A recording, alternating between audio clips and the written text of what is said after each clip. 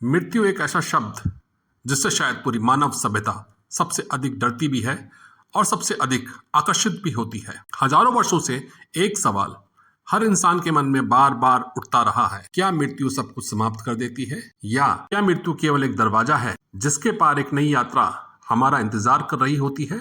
कल्पना कीजिए, एक 5 साल का मासूम बच्चा जिसने कभी अपने शहर से बाहर कदम तक ना रखा हो, लेकिन वह अचानक सैकड़ों किलोमीटर दूर बसे एक गांव का नाम लेने लगता है। वह कहता है, मेरा घर यहाँ नहीं है, मेरी असली कोई माँ कोई और है, मैं पहले यहाँ नहीं वहां रहता था। पहले सबको लगता है ये केवल बच्चे की कल्पना होगी, लेकिन जब उसकी कही हुई बातों की गहराई से जांच की जाती है तो एक एक करके कई बातें सच निकलने लगती है। ये क्या है? पुनर्जन्म। अब एक दूसरी घटना सुनिए। एक बिल्कुल सामान्य व्यक्ति जो वर्षों से शांत स्वभाव का था, अचानक उसकी आवाज बदल जाती है, उसका चेहरा, उसकी आंखें, उसका व्यवहार, सब कुछ बदल जाता है। वह ऐसे बातें कहने लगता है जो उसने कभी सीखी ही नहीं। कुछ लोग कहते हैं उस पर किसी प्रेत आत्मा का कब्जा हो गया है, लेकिन क्या वास्तव में ऐसा हुआ है या इसके पीछे कोई मानसिक कारण छिपा है? आज हम किसी चमत्कार को सिद्ध करने नहीं आए हैं और ना ही किसी आस्था को गलत साबित करना चाहते हैं। हम केवल तथ्यों, इतिहास, धर्म, मनोविज्ञान और वैज्ञानिक शोध की रोशनी में इस रहस्य को समझने की कोशिश करेंगे, क्योंकि कभी कभी सच्चाई हमारी कल्पना से भी अधिक रहस्यमय होती है।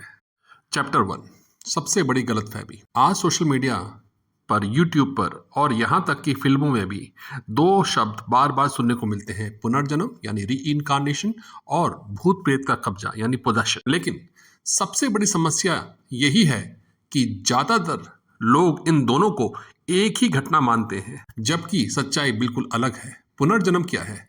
सरल शब्दों में, जब किसी व्यक्ति की मृत्यु हो जाती है और उसकी आत्मा एक नए शरीर में नया जन्म लेती है तो इसे पुनर्जन्म कहा जाता है। यहाँ पुरानी शरीर समाप्त हो चुका होता है, नई पहचान होती है, नया परिवार होता है, नई परिस्थितियां होती हैं और एक नया बिल्कुल जीवन होता है। लेकिन कुछ दुर्लभ घटनाओं में ऐसा दावा किया जाता है कि नया जन्म लेने वाला बच्चा अपने पूर्व जन्म की कुछ स्मृतियां यानी याददाश्त याद रखता है। यहीं से रहस्य शुरू होता है। अब बात करते हैं भूत प्रेत के कब्जे की यानी पोजेशन की। यह पूरी तरह अलग अवधारणा है। यहाँ कोई नया जन्म नहीं होता, व्यक्ति वही रहता है, उसका शरीर वही रहता है, लेकिन कुछ लोग दावा करते हैं कि किसी उद्देश्य से आत्मिक यानी आत्मा पोजेस हो जाती है, शरीर पे कब्जा कर लेती है, या प्रेत शक्ति ने कुछ समय के लिए उसके शरीर, उसके व्यवहार या उसकी वाणी को प्रभावित कर दिया होता है। यानी एक तरफ आत्मा नया शरीर प्राप्त करती है, दूसरी तरफ कथित रूप से बाहरी शक्ति पहले से जीवित व्यक्ति को प्रभावित करती है। यही इन दोनों के बीच में सबसे बड़ा अंतर है।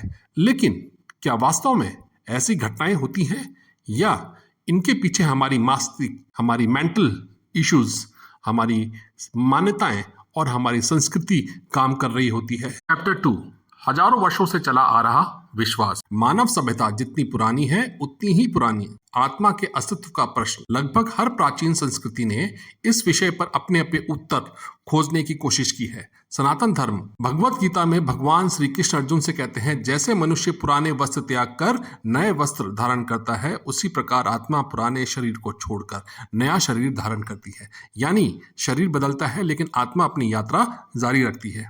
इसलिए सनातन दर्शन में मृत्यु को अंत नहीं बल्कि एक परिवर्तन माना गया है।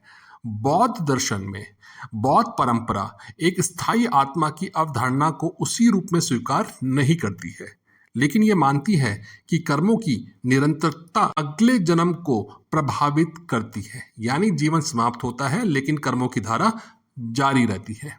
जैन दर्शन में, जैन मत के अनुसार, हर जीव अपने कर्मों के अनुसार बार बार जन्म लेता है जब तक मोक्ष प्राप्त नहीं हो जाता। लेकिन दुनिया के हर धर्म की राय एक जैसी नहीं होती है।